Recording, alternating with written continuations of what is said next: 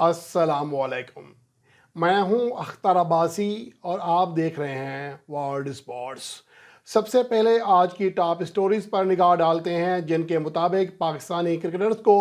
BPL 2023 के मज़ीद matches खेलने का मौका मिल गया है। कौन कौन से खिलाड़ी खेलेंगे, कब तक खेलेंगे, इसका हम जायज़ा इस रिपोर्ट का हिस्सा बनाएंगे। और इसके अलावा मिकी आर्थर को ऑनलाइन कोच नहीं बना रहे, पाकिस्तान क्रिकेट बोर्ड ने कहानी घुमा दी है। अब क्या सूरत हाल बनेगी, इसके हवाले से ताज़ा अपडेट इस रिपोर्ट का हिस्सा बना रहे हैं। जबकि वहाब रियाज को वज़ीर खेल का प्रोटोकॉल दे दिया गया है, जबकि रीट्वीट करने और ट्वीट लाइक करने का सिला कामरान अकमल को भी मिल गया। इसके हवाले से क्या कहानी है, ये तमाम तफसीलात आप जान सकेंगे इस रिपोर्ट में।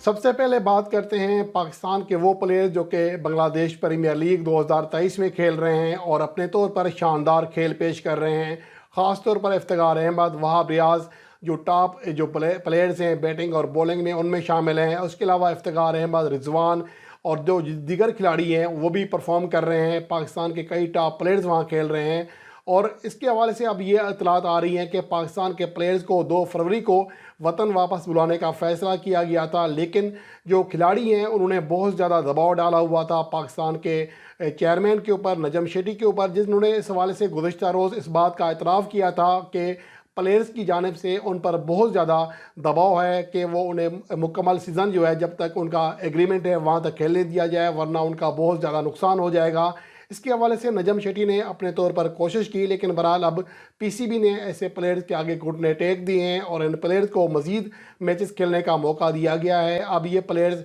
8 फरवरी तक बांग्लादेश प्रीमियर लीग में खेलेंगे, यानी कि 6 दिन उनको ज़्यादा मिल गए हैं। और अब उनके वतन वापस लौटने और पाकिस्तान सुपर लीग का आने वाला सीज़न शुरू होने में सिर्फ 4 दिन का वक्फा है। सिर्फ 4 दिन ये खिलाड़ी आराम कर सकेंगे। और मेरे ख्याल में आराम कैसे कर सकेंगे, 11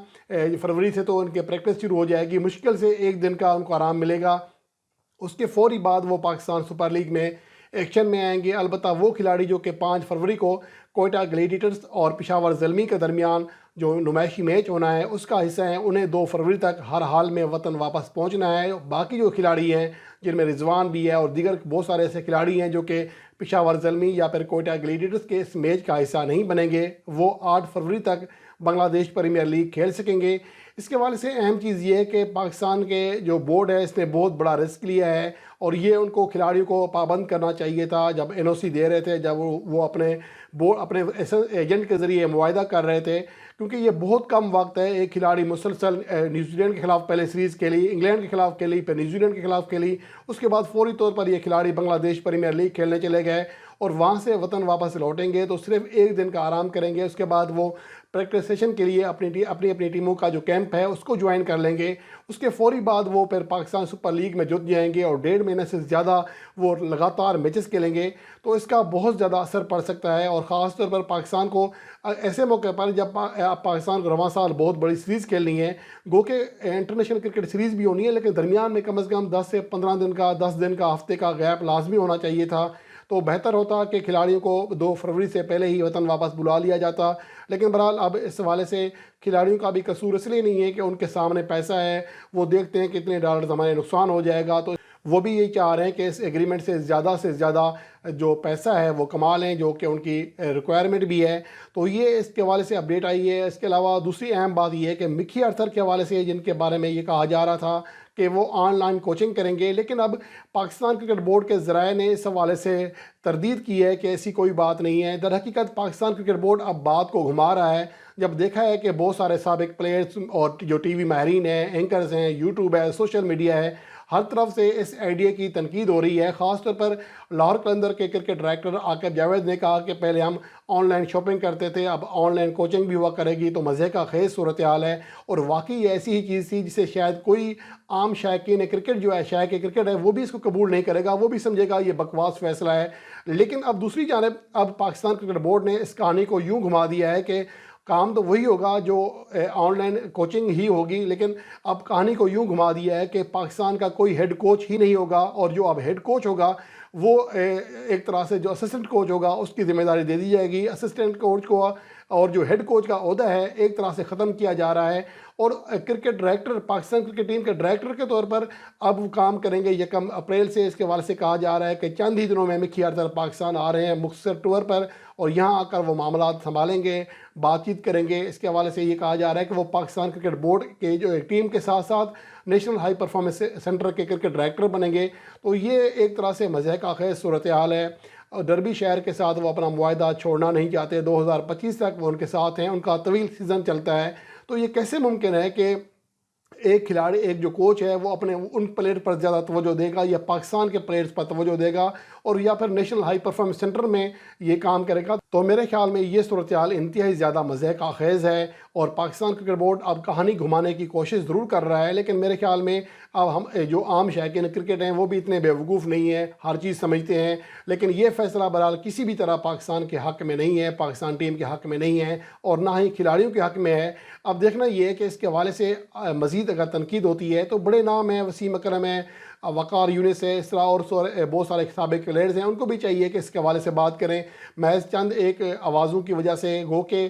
پاکستان کرکٹ بورڈ کسی حد تک پیچھے ضرور ہٹائے اپنے موقف سے، ہیڈ کوچ سے اب ان کو کرکٹ ڈائریکٹر پر لے کر آگے ہیں، لیکن اگر مزید کچھ آوازیں اٹھیں گی تو شاید پاکستان کرکٹ بورڈ وہ فیصلہ نہیں کرے گا جس کا پاکستان کو نقصان اٹھانا پڑے، اور امید ہے کہ اس کے حوالے سے کوئی بہتری آ جائے گی۔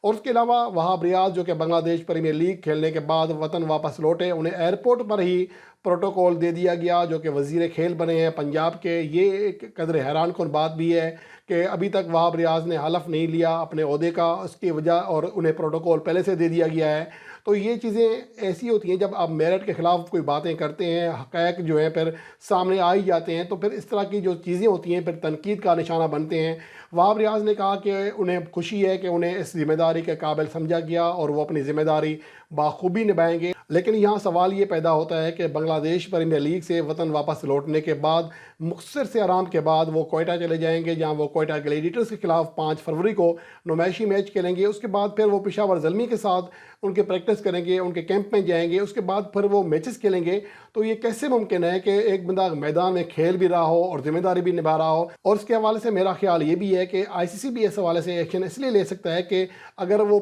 اپنے جو ذمہ داری ہیں وفاقی وزیر کھیل کی، وہ وہاں پر فون کے ذریعے ان کو نمٹانا چاہ رہے ہیں، تو میرے خیال میں یہ پھر آئی سی سی کے جو anti corruption code of conduct ہے اس کی خلاف ورزی ہو جائے گی، کیونکہ دوران کھیل آپ چونکہ جو بڑی لیگز ہیں، خاص طور پر آئی پی ایل ہوگی، پی ایس ایل ہوگی، اس طرح کے جو بڑی لیگز ہیں، اس پر آئی سی سی کا کوڈ آف کنڈکٹ جو ہے لاگو ہوتا ہے، تو ان میں کھلاڑیوں کو پرمیشن نہیں ہوتی کہ دوران ٹورنامنٹ یا دوران میچ سے آگے پیچھے تو لوگوں سے، باہر کے لوگوں سے رابطہ کرتے پھریں، تو یہ پرابلم بھی آ سکتی ہے۔ لیکن وہاب ریاض باز دیتے ہیں کہ وہ دونوں چیزیں بآسانی کر لیں گے۔ اب دیکھنا یہ کہ وہ کیسے کرتے ہیں، جو کہ ممکن ہی نہیں ہے۔ اب نہ جانے ان پر کس کی وجہ سے مہربانی کی گئی ہے کہ انہیں یہ عہدہ دیا گیا، حالانکہ اگر پاکستان سپر لیگ نہ ہی ہو رہی ہوتی تو ہم بھی نہیں کہتے، کیونکہ اس ٹائم تو وہ ممکن نہیں ہے کہ دونوں چیزوں میں وہ انصاف سے کام لے سکیں، تو ان کو بھی چاہیے تھا کہ یہ عہدہ قبول نہ کرتے۔ اور اس کے علاوہ کامران اکمل کو بھی بالآخر جو سیاسی ٹویٹس ہیں حکمراں جماعت کی، ایک معروف ان کی سیاسی لیڈر ہیں ہنا پرویز بٹ، جن کی ہمیشہ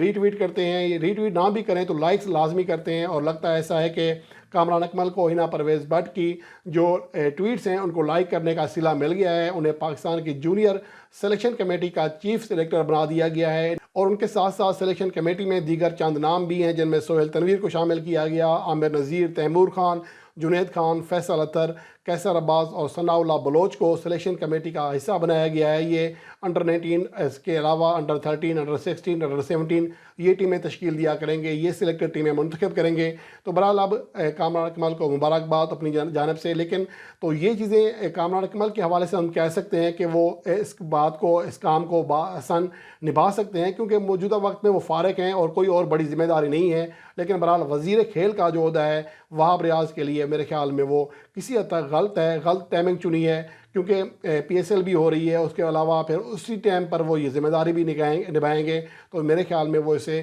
انصاف نہیں کر سکیں گے۔